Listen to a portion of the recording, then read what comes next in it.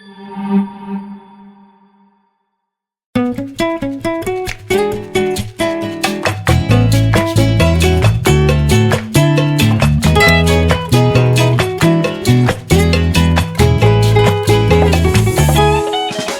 to another episode in the Judgemeadow podcast. I'm your host Aaliyah, and today I'll be interviewing Mr. Bowler. So today we're going to be talking about Safer Internet Day. Safer Internet Day is an international celebration to promote safety and well-being online. It is celebrated by millions of people each February, from cyberbullying to social networking to digital identity. Safer Internet Day inspires an international conversation about using technology responsibly, critically, and creatively. Safer Internet Day 2025 will take place today on the 11th of February with the celebrations and learning based around the theme Too Good to Be True, protecting yourself and others from scams online. Now, I'm not an expert in computing and IT online at school, but today I'm going to be interviewing Mr. Bowler, who is head of IT at Judgemeadow.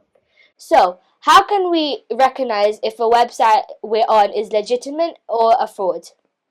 Okay, firstly, I'd like to say thank you for inviting me today.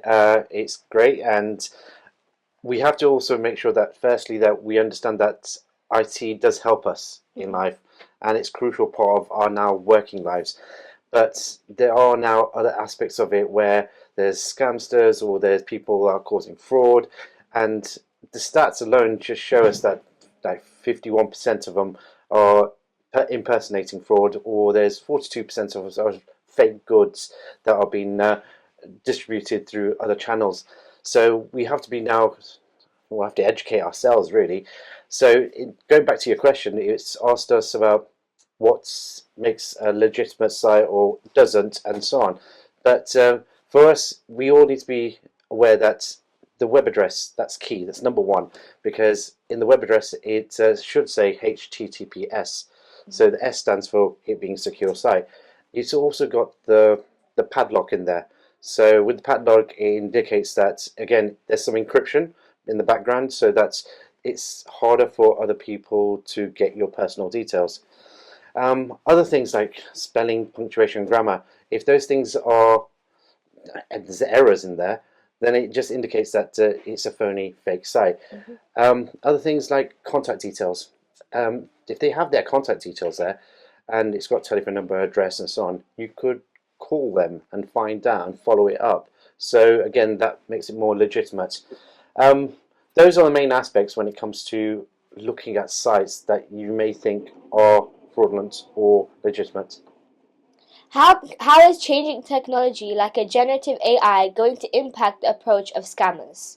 Wow, AI is now everywhere. It's the thing that's taking off the most, and now scammers and people, fraudulent people, are using AI to make emails, text messages, websites, and they look more legitimate because of it.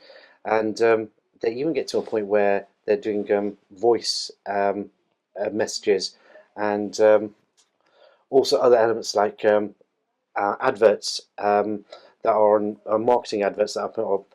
But they're now becoming so realistic because of AI that it's becoming really difficult. So we have to now think about, how do we protect ourselves from this? Again, it's educate yourself, educate others, but then to have a look at it and think of it, is it a real deal? Is it something that I would, or it would be advertised like that? So you'd have to think, oh, let me follow it up and make a call. But then also other things like two-factor authentication. Get that extra multi-factor authentication added in, so that a message comes to you, a token or a code, so that you have to put in, so that your personal details don't get leaked to anywhere else. So please, could you share some final tips about how to keep students and parents safe online? Wow, okay, there's two sides to this. Students, do not give out your personal details. So telephone number, address, school that you come from, anything like that, anything that's personal, do not give that out, full stop. If you're chatting online and or you're gaming online, then you're planning to meet someone, then have a trusted adult with you and making sure that they're with you through the process. Again, two-factor authentication. Make sure that you've got some kind of a second layer of encryption, so that if someone were to click on it, they'd have to go through your phone or device and get a token first. For parents, the other side of it is to make sure that have that conversation about what is online safety, and not to make them scared, but to give them encourage them to make the right choices, the smart choices, so that they're more aware of it. Parents also make sure that they have parent controls set. So that's for my kids, 7:30 onwards, they have a screen lock, and so it opens up again later on. But also to educate them on terms of what sites you should go to, which sites you shouldn't go to. Mm-hmm. So some percentages of the UK online adults who have ever experienced scams and fraud.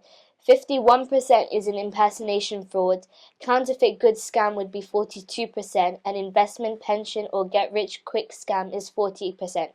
So you can see these percentages are really high and people get affected by this really easily. Well, thank you today for watching this episode at the Meadows podcast, and thank you for Mr. Bowler being here with us. If you ever want to join the podcasting team, please email podcast@judgemeadow.org.uk, or you can talk to Mr. Chaji or any of the staff nearby. Bye-bye.